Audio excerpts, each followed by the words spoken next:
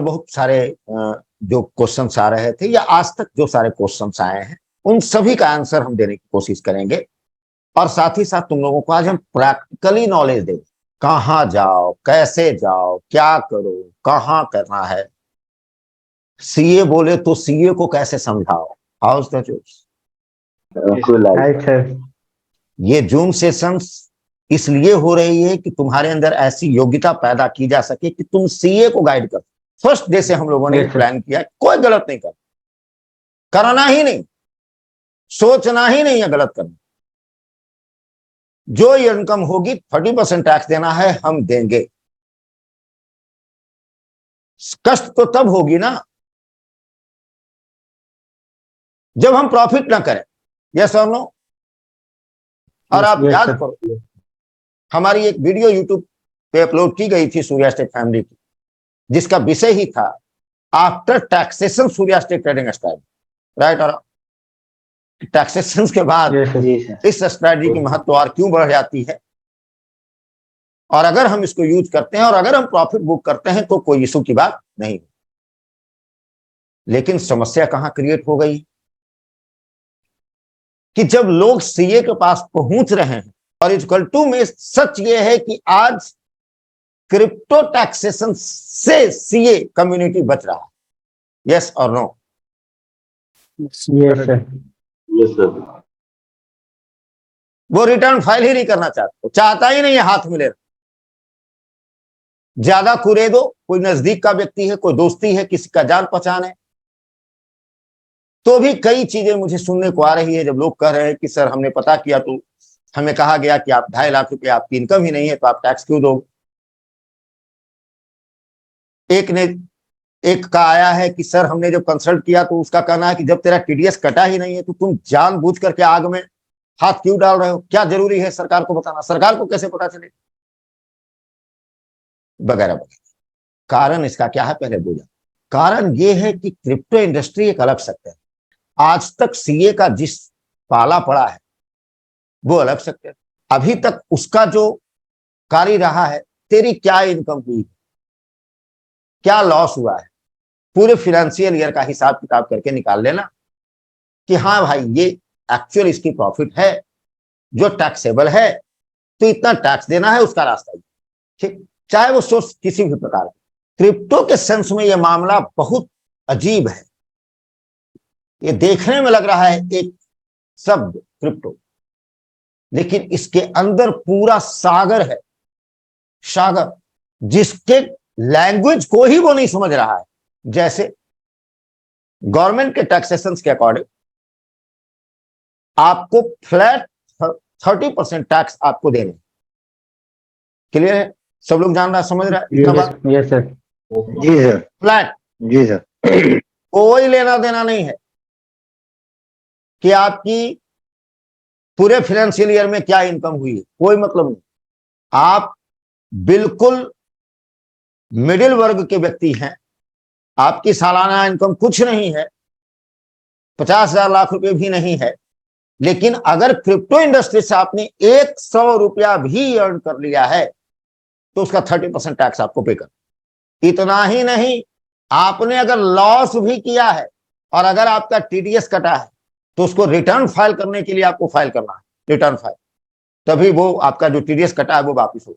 इतना सुनने में कितना अच्छा लगता है, लेकिन विषय बहुत गहरी है। अब सुन, यहां तक तो कॉमन लगती है ना, कॉमन है भी, समझ में भी आ रहा है। समस्या कहां क्रिएट हो रहा है वो सब। गवर्नमेंट ने तो रूल लगा दिया कि भाई मैं कुछ नहीं जानता, फालतू बात, क्रिप्टो इंडस्ट्री से तुम जो अर्निंग करते हो 30% मैं टैक्स दूंगा, लॉस होगा, मैं कुछ नहीं जानता। अब मामला क्या आ रहा है कि आप क्रिप्टो खरीदोगे कैसे। 2 ही 3 सोर्स हैं, या तो इंडियन एक्सचेंज से आप खरीदोगे, या फॉरेन एक्सचेंज से खरीदोगे, या किसी डिसेंट्रलाइज माध्यम से खरीदोगे। यही 3 तरीके हैं जिससे आप बाय कर सकते हो। Yes sir. और जिसका कनेक्शन तेरा बैंक होगा, जिस अकाउंट से आप आईएनआर के रूप में आप पे करके आप उससे ले सकते हो। तो इंडियन एक्सचेंज में जो आप बाय सेल कर रहे हो, एक बार सुनो जो मैं कर रहा हूं, और तुम देख लेना, बहुत जल्द मेरी बात तुमको सत्य होती हुई नजर आ जाए। ऐसे ये मेरी कल्पना मात्र, कुछ मुझे समझ में आ रही है कि सरकार के मन में चल क्या रही। सरकार क्या सोच रही, वो क्या करने वाली, जिसका एक हिंट तक सरकार ने अभी तक नहीं किया है, ये भी समझो। जब मैं बोलूंगा तुम कहोगे नहीं सर ऐसा हिंट नहीं है, लेकिन फिर भी मैं कह रहा हूं कि जितना पैसा देश से बाहर गया है उसको वापिस हिला के रहे। House the rules. सरकार ने टैक्सेशन किया, टीडीएस किया, मैक्सिमम लोग क्या किए, उछल के चले गए फॉरेन एक्सचेंज। हम लोग भी चले गए, राइट। तो हम लोग का जाने का कारण टैक्स नहीं था, हम लोग का जाने का कारण ये था कि इंडियन एक्सचेंजर बदमाशी करेगा, इस डर से वहां गए थे, और वो भी सही हुआ, आया ना। Yes sir. Yes sir. अब आप सोचो कि लाखों करोड़ रुपया एक झटके में देश से बाहर चला गया। सरकार को नहीं पता है क्या? सब पता है, आया ना। उसको तो सब पता है। Yes sir. वो तो इंडियन एक्सचेंज से डाटा ले लिया है, और उस डाटा से उसको पता है कि किस व्यक्ति ने कितना क्रिप्टो कहां ट्रांसफर किया है, उसको ये बात पता है। तो ये लाखों करोड़ रुपए जो देश से बाहर गए हैं, तेरे को लगता है कि ये मोदी छोड़ेगा? लगता है? तो नो सर। मुफ्त में जाने देगा? तेरे को लगता है मुफ्त में जाने देगा और तू लोग चैन से रह जाओ? अब किसी भी लोकतांत्रिक व्यवस्था में ऐसा नहीं किया जा सकता है कि जैसे लगे कि हिटलर शाही है, तो कोई ना कोई कानून का सहारा लिया जाए, कोई ना कोई। जैसे देखो, इस पुलिस को देख करके मुझे याद आ गया, पुलिस को ट्रेनिंग दी जाती, जब भी कुछ ऐसा होता है तो जिला का जो कप्तान होते हैं या जो सीनियर होते हैं वो इन लोग को देते हैं ट्रेनिंग। इन लोगों को पहले से ट्रेनिंग दे दिया जाता है, बता दिया जाता है कि देखो क्या संभल कर ज्यादा। जैसे दशहरा मेला है, सामान्य दिनों में तुम ट्रिपल लोडिंग जाओ तुरंत पकड़ लेगा वो, नहीं। लेकिन मेला में तुम बैठ जाओ, पत्नी को बिठा दो और 2 बच्चे को बैठा दो, क्या मजाल की पुलिस कुछ बोल देगा? क्यों?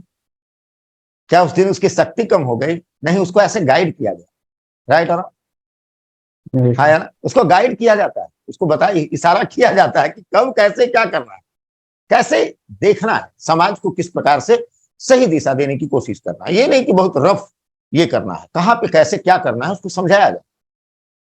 सो वैसे ही मेरे को ये लग रहा है, ये जो पैसे बाहर गए हैं, सरकार अंदर से एकदम तम तम कर रही है। साला, मैंने कहा टैक्स देने ये लोग बाहर चला गया, रुको बताते हैं। रुको, निकाल डंडा, निकाल निकाल, कौन कौन गया था, रुको बताते हैं इन लोग। हमने कहा टैक्स देने ये लोग भाग गया है, बेदर्दी, देशद्रोही। अब तुम आओगे कैसे, ये तो कह नहीं सकता है। तो तुम आज देखो कि जो व्यक्ति इंडियन एक्सचेंजर पे काम किया है उसको कोई टेंशन नहीं। तुम जाओ इंडियन एक्सचेंज, आज तक किसी भी चीज के ऊपर इतनी स्मूथ व्यवस्था नहीं की गई जितनी स्मूथ व्यवस्था से वो टैक्स रिकॉर्ड निकाल करके दे रहा है, ट्रांजैक्शन डिटेल, राइट। और यस सर। Yes sir. जाओ वजीर वाला, ट्रेडिंग के मामले में और चीजों के मामले में कभी इतनी स्मूथ नहीं हुई। तमाम समस्या रही इंडियन एक्सचेंज में। आज जब वो गर्त में है, आज जब उसकी वैल्यू नहीं है, आज जब वो कांटों पे सोया हुआ है, फिर भी तुम देखो ये टैक्स ट्रांजैक्शंस की रिपोर्ट एक क्लिक पर वो दे रहा है, इतनी स्मूथ व्यवस्था करके दे रहा है। क्यों? Government correction. चाबुक, समझ रहे हो? Yes sir. Yes sir. मुझे जो लग रहा है आने वाले दिनों में कुछ न कुछ ऐसा जरूर होगा, हर तरफ से, यानी जो कहा जाता है साम दाम दंड भेद, दुनिया की कोई भी गवर्नमेंट इस 4 अस्त्र का यूज करती है किसी भी कार्य को निकालने के लिए। ये 4 अस्त्र का यूज किया जाता है। साम मतलब समझाना, समझा बुझा, अरे बेटा तुम नहीं इंडियन हो ना, भारत देखो देश है तुम्हारा ही है ना, है कि जो काम वहां करोगे यहां करो, वहां भी करोगे तो टैक्स लगेगा, तो यहां करो, क्या दिक्कत है, यहां करो। समझाएगा, नहीं समझे तो दाम दिया जाए, कुछ ना कुछ प्रलोभन, कुछ ना कुछ ये ये वहां जो कर रहा है यहाँ कर, ऐसे करे, है कि नहीं, ये व्यवस्था कर दो, वो व्यवस्था कर दो, ऐसे कर दो, ऐसे कर दो। इसको कहते हैं दाम। जो इन दोनों से नहीं समझेगा उसको यूज किया जाता है दंड। एक लेटर सिर्फ भेज देगा ना, तो जिसके पास जाता है उसी को समझ में आता है, राइट और सब चीज भूल जाता है। सुनने में जितना आसान लगता है, जिस पर बीतता है वही जानता है, फिर उसकी पूरी लाइफ ही टर्न कर जाती है, सब कुछ खत्म। हाँ या ना, पहले उसका दिमाग वहां शिफ्ट हो जाता है। और जो उससे भी नहीं टूटता है उसको भेद का यूज किया जाता है। भेद का मतलब कहां कहां क्या क्या रखे हुए हैं, और इसका यूज होते हुए तुम देखोगे आने वाले दिनों में, जो मुझे लग रहा है। सिंपल आप ये बताओ कि 30% जो टैक्स लेगा, कह तो दिया, लेगा कैसे? तुम में से इतने लोग बैठे हुए हो, अब आप ही बताओ, तुमने कोई चीज, मान लो तुमने बिटकॉइन खरीदा 1 साल पहले, बेच रहे हो आज, तुम्हें खुद पता है कि तुमने कितना में खरीदा था? है याद? No sir. No sir. और ये संभव है, याद रखना। No sir. नो। कुछ हद तक मान लो कि इसको मेंटेन भी कर ली जाए कि एक्सचेंजर ने ट्रांजैक्शन डिटेल दे दिया, उससे हम देख रहे हैं कि हमने इस डेट को इतने प्राइस पे हमने बिटकॉइन खरीदा था और इस डेट को बेचा है। लेकिन एक अब बताओ कि मान लो आपने बिटकॉइन के बदले, जैसे पेयर होता है ना, बिटकॉइन से हम और भी कोई क्रिप्टो को बाय कर सकते हैं, सेल कर सकते हैं। तो मान लो बिटकॉइन से हमने कोई और क्रिप्टो को बाय कर, बिटकॉइन दिया, इथेरियम ले लिया, तो अब बिटकॉइन तुम खरीदे हो 1 साल पहले 1 लाख रुपए, आज उसकी वैल्यू हो चुकी है 1.5 लाख। अब तुमने क्या किया? बेचा भी नहीं, तुम उसके बदले इथेरियम में ट्रांसफर कर लिए।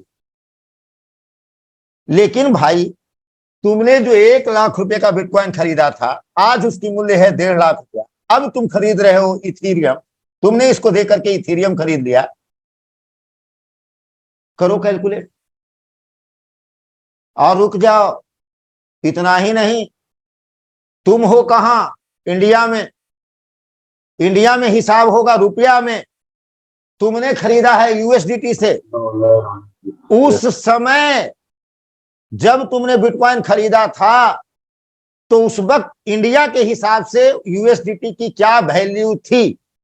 निकाल। सीए पागल हुआ है, ये सब चक्कर में पड़ने जाएगा, सोच जरा। उसका कस्टमर है, उसका सब चीज है, उसका बिजनेस हो, ये स्मूथली चला रहा है, ये कचरा में कहां पर और क्या? वो अगर चाह भी ले तो उसको ये बातें समझ में आएगी? सोचो। No sir. No sir. अरे ये जो टेक्निकल बातें बोला, ये तुम समझ भी पा रहे हो, तब समझ रहे हो जब 1.5 साल से सीख रहे हो। यस और नो? जी सर। जी सर। तब एक सीए को ये लैंग्वेज ही समझ में आएगा। इथेरियम, बिटकॉइन खरीदा, यूएसडीटी, डॉलर, माथा पटक लेगा आदमी। क्या इसीलिए समझाऊंगा। उनको क्रिप्टो का मतलब केवल बिटकॉइन समझ में आता है, समझाने वाला भाग जाएगा, राइट? और ये एडॉप के बाद क्या है? लैंडिंग। मार्जिन। लैंडिंग, हाँ, लैंडिंग और मार्जिन, लैंडिंग।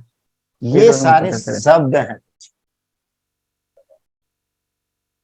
जिसको समझने के लिए सीए को फिर से सीए करना पड़ेगा। Yes sir.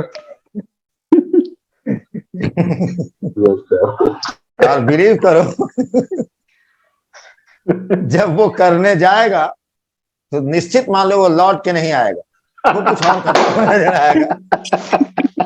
पहले ही बड़ी मुश्किल में तो भाग जाएगा सर। और जो लोग नहीं जानते हो वो जान लो, सरकारी भाषा बहुत खराब होता है। बैंकर से पूछो, ये जो डिस्क्लेमर में जो नीचे लिखता है ना, इसका भाषा सिर्फ मैनेजर को ही पता होता है। पूछो इससे। मैनेजर को खूब अच्छा से पता है कि शब्द की ताकत क्या है, मीनिंग क्या है। तेरा घर तक कुर्क कर लेगा वो, लोन लेते वक्त पता चलता है, राइट और राइट सर। जिस पर तुम साइन कर देते हो, जो लिखा हुआ रहता है डिस्क्लेमर, जिस पर टिक लगाना बाध्यता होती है, जब तक उसको एग्री नहीं करोगे आगे नहीं बढ़ सकोगे। यस और नो? Yes sir. हम लोग क्या करते हैं? अच्छा एग्री, पढ़ते ही नहीं, एग्री कर लिए। तुम एग्री नहीं किए हो, तुम जान लो, अगर तुम नहीं लौट, जब तक लौटाए हो तब तक तो कोई मतलब नहीं है इस डिस्क्लेमर, कुछ नहीं बाबू साहब, sir sir sir sir sir. लेकिन अगर तुम नहीं लौटाए, तेरा खून बेच करके पैसा लेगा सरकार, अतड़ी बेच देगा निकाल कर, राइट हो ना? Yes sir. सर उसने एक लाइन में लिख दिया है क्या, कि बाबू क्रिप्टो से जो कमाओगे 30% लूंगा, ठीक है दे दूंगा। अब उसने 2 लाइन लिखा है कि क्रिप्टो टू क्रिप्टो भी करोगे तो मैं लूंगा, और एक लाइन लिख दिया है कि किसी भी प्रकार का आपको अगर गिफ्ट मिलता है क्रिप्टो के रूप में, किसी भी प्रकार का कोई आपको अवार्ड मिलता है, उस पर भी टैक्स लगेगी। उसने तो एक लाइन लिख दिया। ये जो सारे चिड़िया को देख रहे हो, कई चिड़िया उसी के अंदर कैद हो गई। अब हम मान लो ट्रस्ट बैलेट को तुमने कोई चीज को स्टैकिंग पे लगा दिया, स्टैकिंग पे तुम्हें रिवार्ड मिले हैं, किसी एक्सचेंज में ही तुम गए, एक्सचेंज में भी कई प्रकार की स्टैकिंग होती है, फ्लेक्सिबल स्टैकिंग, लॉकिंग स्टैकिंग, होता है ना, लॉकिंग के लिए लॉकिंग करती है Yes. लंबे समय Yes. फ्लेक्सिबल यस होता है। सर। जी सर। Yes sir. अब तुम्हें अगर 0.00001 BTC भी अगर तुम्हें अवार्ड के रूप में आए हैं, तो इसका कैलकुलेशन होगी, हाउस द जोश। Yes sir. अब जो डिसेंट्रलाइज बैलेट में रखा हुआ, मान लो तेरा ट्रस्ट बैलेट में रखा हुआ है, मेटामास्क में रखा हुआ है, कहीं और रखा हुआ है, जिसको दुनिया की कोई ताकत ट्रैक कर ही नहीं सकती, सरकार इसलिए चाबी घुमाया है कि तुम स्वयं जाके बता दो तुम कर रहे हैं बाप, मेरा भी है, कैसे कर रहे हैं, क्या है, ठीक है दे दो। स्वयं मीन्स कोई कुछ नहीं कर रहा है, होगा उसको भी कुछ नहीं, होगा कुछ नहीं।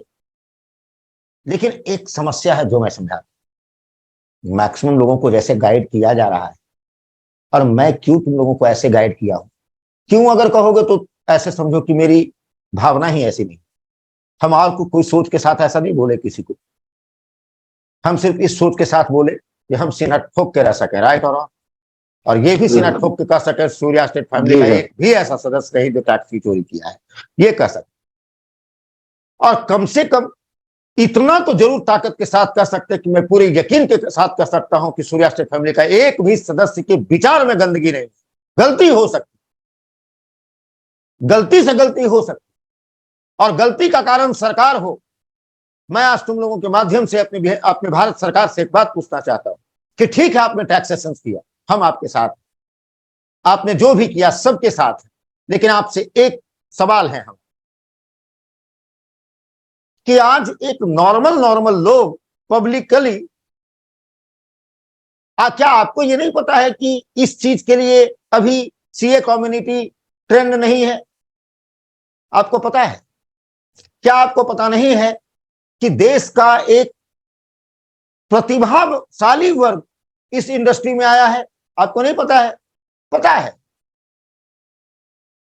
क्या आज जो प्राइवेट संस्थाएं लोग जो सॉफ्टवेयर उपलब्ध करवा रही, क्या आप नहीं करवा सकते थे? भले आप फी ले लेते, राइट और रॉन्ग, उससे भी पेट नहीं भरता है। तो जैसे आप पुल बनाने में जो आप खर्च करते हो, वसूलते रहते हो, वैसे ही अगर उस सॉफ्टवेयर को बनाने में अगर कुछ खर्च भी था तो आप ले लेते, हाँ या ना, समस्या ही दूर हो जाती। यस जी सर। ये शिकायत है हमारा। और तब अगर हमारे परिवार के सदस्यों से गलती होती है और उस पर अगर आप एक्शन लेते हैं तो ये सही नहीं है।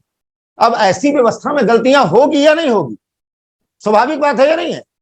Yes sir.